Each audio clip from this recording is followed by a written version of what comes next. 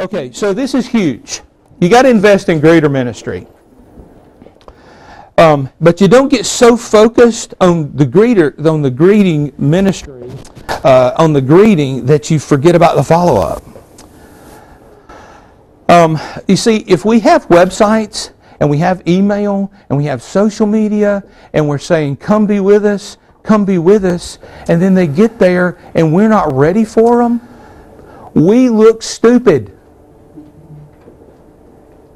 And here's what happens. If your church does it, you're not on an island. If in your community, your church shoots itself in the foot, you've hurt every church in town. Because the Holy Spirit moved that family to show up at your church on that Sunday. And maybe they haven't been in church forever for whatever reason, but they came to you and you failed. And now they say, well, figures, that's exactly what we expected. We're never going back to church again. You don't want to face Jesus one day with that. So, invest in greater ministry. Invest in it. When people come to your church, you need to greet them. Greeters are door openers. Think about it, folks. I got to tell you, some of us have been in church so long, we forgot what it was like before we were there. And I'm telling you, it takes a lot for somebody to come to a place where they know no one. And they know not what's on the other side of that door. And I'm telling you, it's a big, big step. And we need to have those greeters and ushers outside, or at least at the doors, opening doors and welcoming people. If you've got your ushers and greeters huddled up inside, handing out bulletins, and that's it, failure. Please don't do any communication ever. Failure. That's where it fails. And so, lot of strategy behind greater ministry. A lot of strategy behind greater ministry. Women make the best greeters. They do. I promise you they do. If Vicki and I visit a church, here's the way it works. If there's a guy standing there, well, he's going to speak to me, right? Well, it's a guy thing. I'm walking up thinking, can I whip this guy? And so, and he's thinking, can I whip this guy? And so we're walking up and I take my bulletin, hey, yeah, we're glad to be here. I'm going to get away from this guy as fast as possible. But Vicki, I'm telling you, if she were here today and another woman was friendly to her, you would be one of her best friends for life. It's just something about the sisterhood. I can't explain it. I won't ever be able to explain it. There's something about the sisterhood. And so women make great greeters. So I could talk forever about that. But what I really want to tell you is, boy, you got to follow up with people. You got to use this as an opportunity to collect database information and then follow up with people. And it's not a form letter. It's not a form letter. It's a phone call or an email. And open the door for a visit, even if you invite them to come to the church office to visit with you, or if you invite to meet them for a cup of coffee somewhere, or if you just invite, or if they invite you to their home. But try to use that to get that personal, person-to-person touch. Not a letter. Not a letter. I'll tell you an interesting statistic, because I do a lot of research with churches. If I were to go to a church and I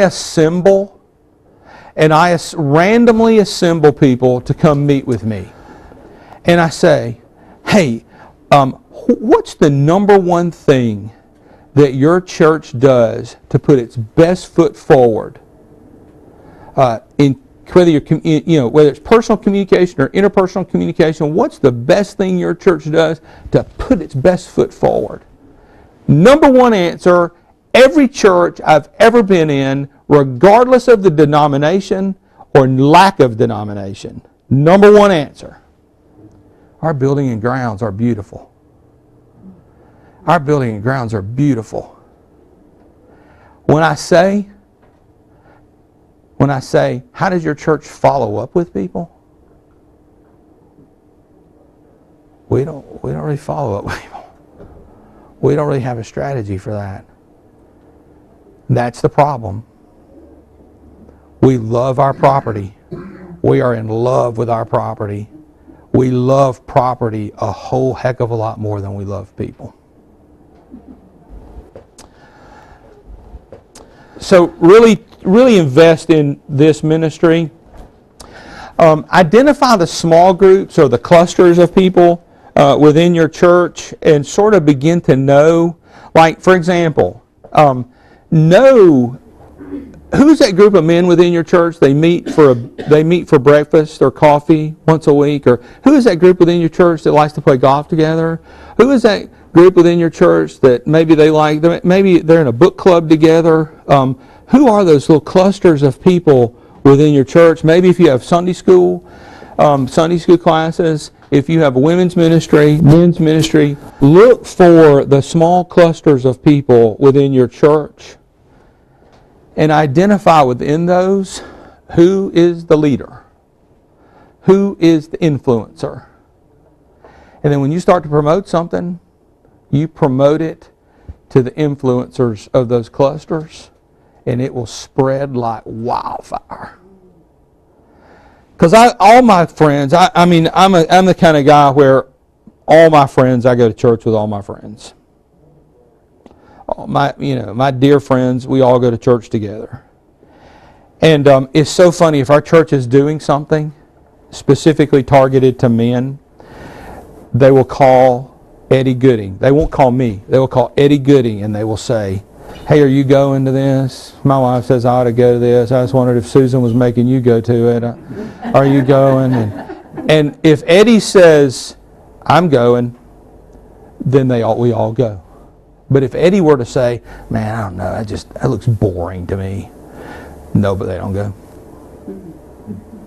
And so this is a strategy. It takes some time to identify those groups. We can identify those groups and invite the one who's the influencer within the group and get the message to that person that they'll turn people on to it. Remember this, too. I just want to say this to you. There are 3 messages that people are looking for in your church. They're looking for a church where God is real.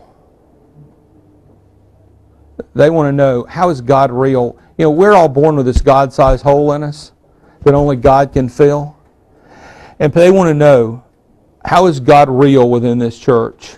Specifically, what are you doing in missions, ministry, evangelism, worship, fellowship? What are you doing? How is God showing up and what is happening? Because they want to be a part of that, especially missions and ministry. And they also want to know that hope is real.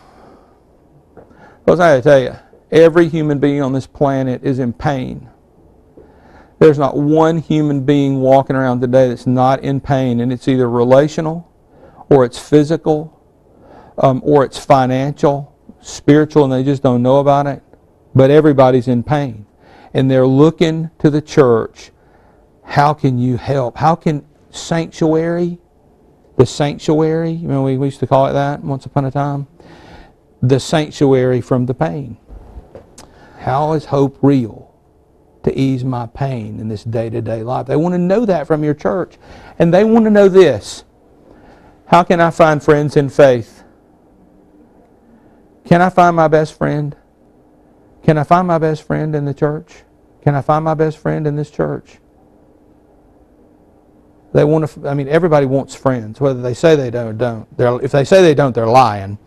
And can they find a best friend in faith?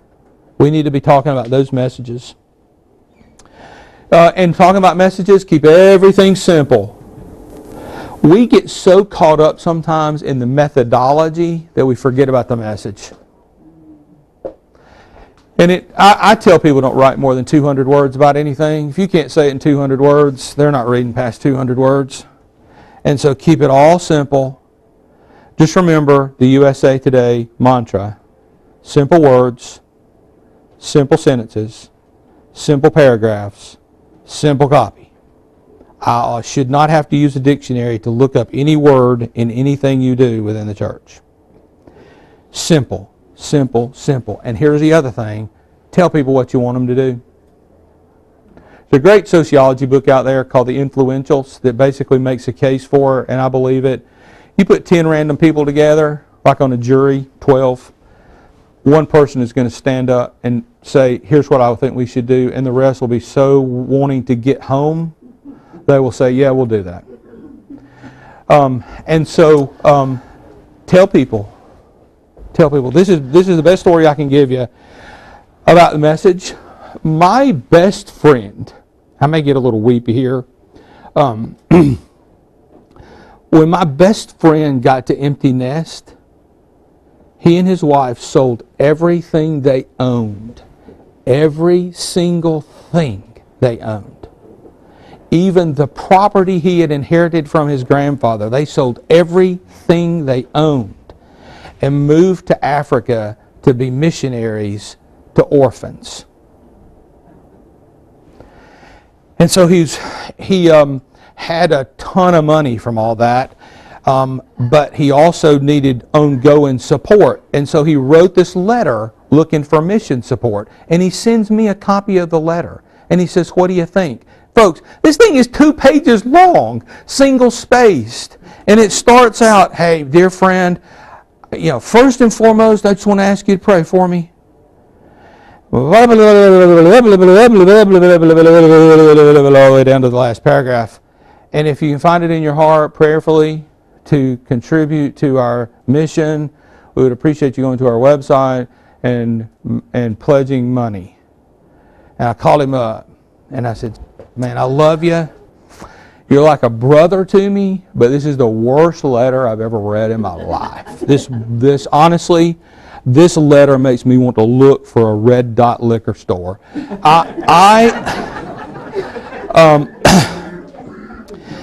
Look, if you want money, we need money. I said, look, here's your letter for you. Dear friend in faith, Donna and I have sold everything we own to go be missionaries in Africa to orphans. We need money. Please go to this website and donate money. God bless you. P.S. Because we know we're only sending this to believers, we know we can count on you to pray for us. Simple. You got to understand, too, in all of this, kind of return on investment when it comes to communication, because it is an investment, and you have to be good stewards of it. And so you need to do things, you need to do the research and do the planning and do the things that you know are going to pay off for the kingdom. And so need to be good stewards. I know this is kind of a secular term, but it's important to really have a purpose for all you do and to see that it is working and that it is moving people to action. And then the last slide is this one. This is the Scott Vaughan strategic formula for all promotion that will ever be. And I can tell you that this absolutely works. But you can't use this formula and say, oh, in 2 weeks we want to have a mission fair and we hope everybody in America will come to it. Because that's just not the way the world works. You can't do things in 2 weeks and expect people to respond to it. I've used this to plan my boys' birthday parties. I've used this to plan my parents' 50th anniversary party. I've used this to plan, I can't tell you how many local church ministry endeavors. And it's really this. It's the best message to the best audience by the best method at the best time. To do that, to do the research, to get to that, you need to be planning about 9 months in advance. And you really need, and so what this calls us to do is do fewer things, but do them first class. Do fewer things better. Do fewer things better that you can really get traction out of. So you have a great simple message. You know your specific audience. You know the best method by which to reach them because you've talked to the audience, and you know the best time to get that message to them. Timing is everything.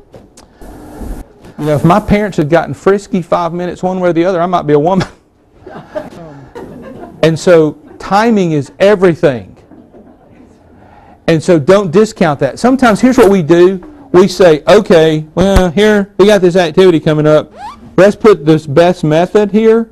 Let's get it on the website. Let's get something on the website. Let's get something on Facebook. Let's send something by email.